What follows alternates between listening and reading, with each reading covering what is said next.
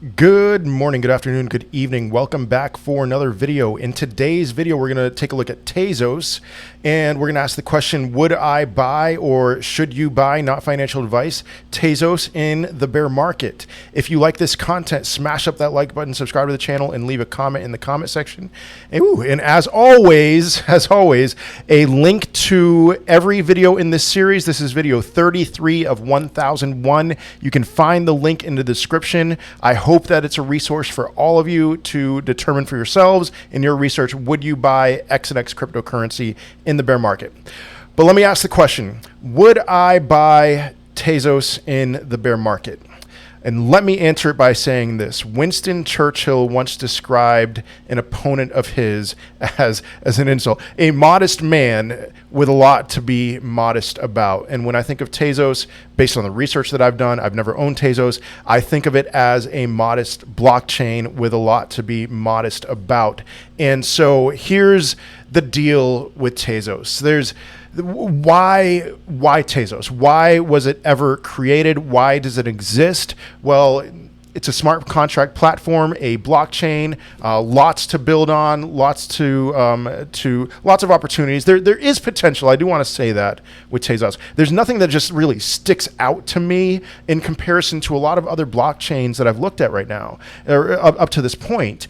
And so the big thing that I've been able to figure out for the why behind Tezos is because, I do want to specify one thing real quick. I've heard Tezos, I've heard Tezos, you might hear it interchanged between the two, and whatever. I'm going to say whatever comes out of my mouth. But the big reason why Tezos was created in the first place was in response to a lot of these hard forks that happened with Bitcoin and Ethereum. And it's like, cool, all right, Tezos, you don't have to worry about there being a hard fork. Now, even when reading the description as to the why of Tezos, I don't quite find the argument compelling in the sense that, I read that, a hard fork creates a new cryptocurrency that renders the old one obsolete. And I don't quite see that.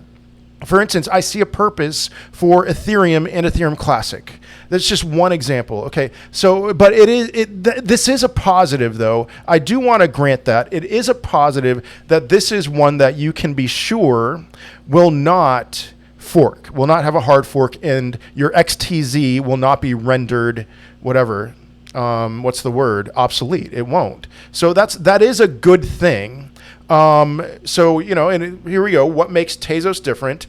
Energy efficiency. I mean, does that really make it different? We have Cardano. We have other cryptocurrencies that are energy efficient. Instead of staking, they have something called baking. And to be a baker, an official baker, you have to have 8,000 Tezos in your possession, and then you can stake that and get a return on that. And then instead of forks, instead of when there's disagreements in the community, those who are bakers can make proposals for upgrades, and then there's a very detailed process as to how the vote happens and the upgrade occurs. As of today, I believe there have been 9 upgrades in Tezos' history instead of forks, which again, thumbs up to that. That's a good thing. Now, as far as the price, the chart is concerned, we can see that they peaked at $9, a little over $9 in October of 2021. They bottomed out. They did not put in a lower low, so that's good. So I do see that there's potential to put in a higher high next cycle. They bottomed out in the $1.30 range, up to $1.90 as of the day that I'm making this video. And I do want to point out too that I do see some strength here because, all right, it was created after the euphoria phase of the previous cycle when everything peaked in December of 2017 or January of 2018. But we see a lot of strength here. We can see new highs being put into 2020, 2021. And not only that, but it peaked in May of 2021, and a lot of cryptocurrencies that peaked around that time in the spring of 2021 did not put in new highs in the fall. Several of them didn't, but Tezos did. And you know, there is strength in that. There is strength. There's faith in the blockchain, in the cryptocurrency, and I like seeing that. So will it put in a higher high next cycle? My guess is yes.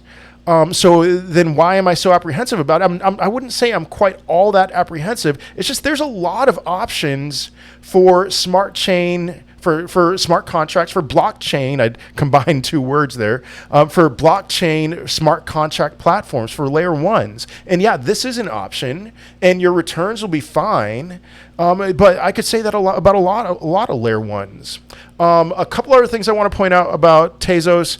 They're inflationary. They are inflationary. Their inflation is set at about 5% annually. Okay, that's okay. All right, it could be worse, could be better. I will take 5% in comparison to some that I've reviewed that I've seen, 20%. The other big thing that I want to say is just looking at their ecosystem, at least on their website, I see 91 different projects that have been built on their ecosystem. And when I look at it, my reaction is just kind of, it's meh. You know, all right, I have become recently a Formula One fan. So I see McLaren Racing NFTs chose Tezos. And Red Bull, you know, Red Bull's king right now. Verstappen's winning every race. They have their NFTs with Tezos. I've read some articles about something with the United Nations, maybe.